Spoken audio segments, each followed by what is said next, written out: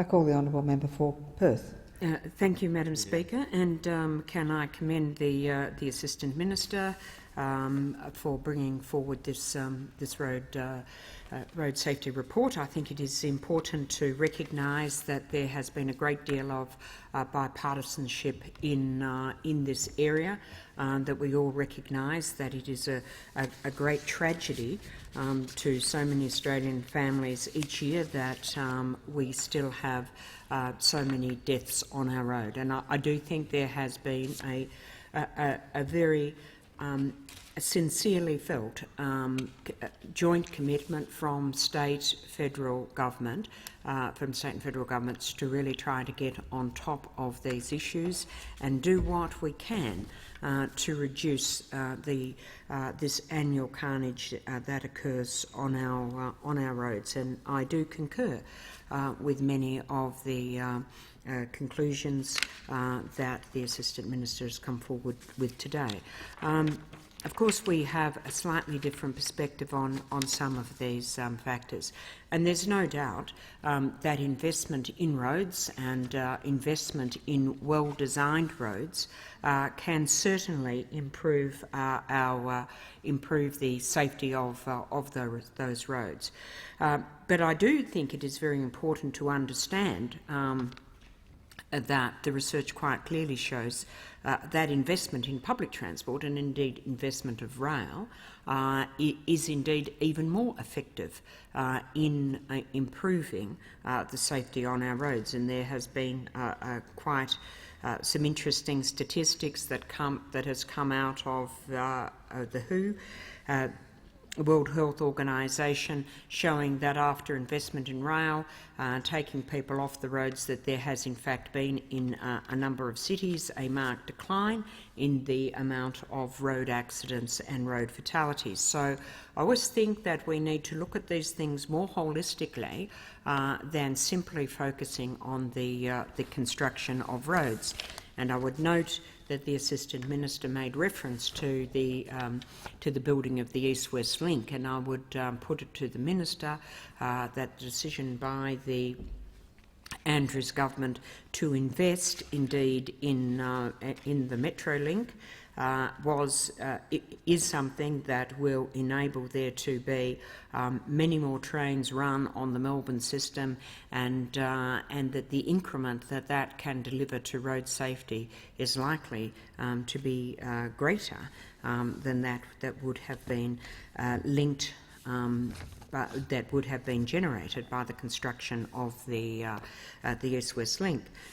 And I do note, and we commend the government for the increase in funding that in black spots that is scheduled at this stage to take place in 2016 and 2017. We do hope that survives the various travails. That the extra 200 in black spot funding. Okay, well, that's interesting. In the black spot. Right. Okay. Well, positive to hear that. I do note that we've changed the BCR. Nick, thank you. That you have. Sorry, I was operating on advice on that one.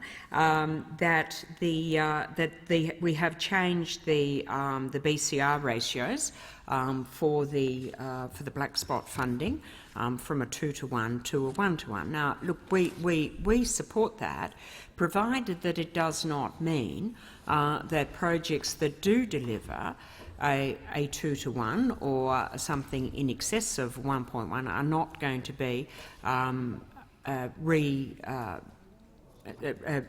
preferred, but be given less preference than those that are given the 1-to-1. I do have to say there has been form in the past of this where roads of national importance became roads of National Party importance. The road safety, the black spot program is a very important program. As I said, we commend the government for increasing the funding to it, but it must be very much focused on delivering to the areas of greatest need. And we would be very concerned if we had projects that were achieving a BCR of 2 or more that suddenly found themselves being not being funded because the ratios had been expanded. But obviously, we will be looking at monitoring that. In relation to the personal importation of new cars, whilst we do not agree that the Australian motor industry is necessarily dead, that it may well be possible if we get back into government in 2016 that we can keep this industry alive. But notwithstanding that, we are certainly open to reviewing the rules on the personal importation of new cars, although we do note that this should be subject to the caveat that came with the report to the Minister earlier this year, that regulation would need to include an appropriate enforcement regime that was rigorous enough to detect identified hazards with the vehicles being imported. We do note, and as the Minister, we agree with the Minister, the Assistant Minister, that there has been a lot of technology that has driven improvements in road safety, and we agree that we need to ensure that we've got mechanisms in place to ensure that we incorporate those as quickly as possible. We do note that it's quite possible that within the next decade, or at least 2 decades, that we may even see the ultimate safety with the development of the driverless car. That is now a technology that is becoming to be quite seriously entertained. But we note there was a recent report from the World Health Organization which did make the point that we have, since the 1970s, have been looking at all of those, a range of developments of vehicle standards that very much focus on making the persons within that car more safer, but that really we now need to be doing more to focus on making vehicles safer for the non-car road user. And this picks up some of the comments and the concerns made by the Assistant Minister about the safety of cyclists. So there are new global standards for pedestrian safety that focus around the design of vehicles. So it's not just protecting the people that are inside, but within those standards, there's innovative technology such as bonnet airbags, and I think the Minister did acknowledge the autonomous emergency braking that really offer improved prospect of safety for the vulnerable road users. And I think the bonnet airbags is certainly one thing that we should be investigating. I note, and I do understand the Minister's expressions of support for the Amy Gillett Foundation and the understandable concern that many cyclists have about their safety on our roads. I'd have to say that there is, within the cycling community, there is a lot of concern that 1 metre rule has now become the focus of cycling safety, and there is really not that much evidence that itself really is an answer to the problem for cyclists, or that it is even something that is achievable on many of our roads, particularly our narrow roads in inner city areas. So it is being tried. I understand that, but I guess this takes us to another point, and a point that was made by transport safety personnel from Monash University, that unfortunately in the overall spend of road safety research, that really the area of funding of cycling research into cycling safety is massively underdone. And I would say to the Assistant Minister, if I could get his attention for a moment here, that a key area that we really do need to be doing some more detailed research on what actually does work in cycling safety. And there is certainly a lot of emotion that is surrounding the the work of the Amy Gillett Foundation, and I totally understand this, but many in the cycling community and in the road safety area really say that this is an area where we have to do more research. We have not focused enough on how we, in fact, what is the most reliable way to protect the safety of cyclists. And I do note with some concern the Assistant Minister's seeming view of the Australian design rules as meaningless red tape.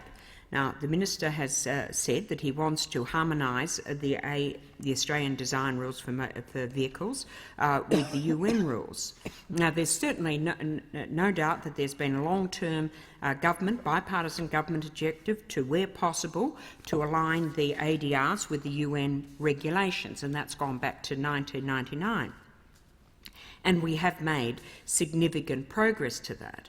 But the Minister's own review earlier this year, own review on the motor vehicle standards, did in fact say that there was cause for concern. And let me just quote that report. It said, while there are opportunities to reduce the regulatory burden and compliance costs by minimising the unique characteristics of ADRs, this should not be at the cost of lowering road safety in Australia or constraining productivity. Working with UN regulations, the ADR should not be made less rigorous in the meantime. And they point to the 12 ADRs that are not aligned to the UN regulations. And in each case, the Australian regulations are either more stringent or there is no UN coverage for that requirement. And that relates particularly to the area of heavy vehicles, where we have many unique combinations that aren't found in Europe or in North America. So I think we have to be very cautious here. We've got, for example, our child restraint standard is much more stringent than the UN regulations. And I think we have to be very, very cautious that we're not allowing a fetish on red tape, in fact, to take us down the wrong path here. We note the Minister's concern about heavy vehicle safety, a very major area of concern. And I would like the Assistant Minister to let us know and to let the Australian public know whether or not they are seriously continuing with their review of the Road Safety Remuneration Tribunal. We know the work of that tribunal is very much focused on addressing this core problem of driver fatigue and drivers being required by commercial considerations to work hours and in a manner that is just simply unsafe. So we would urge the Minister that his concern for heavy vehicle safety transmutes into a commitment to allowing the Road Safety Remuneration Tribunal to do their very, very important work in continuing to protect not only the drivers, the truck drivers, but all those other people that are sharing the roads with our truck operators.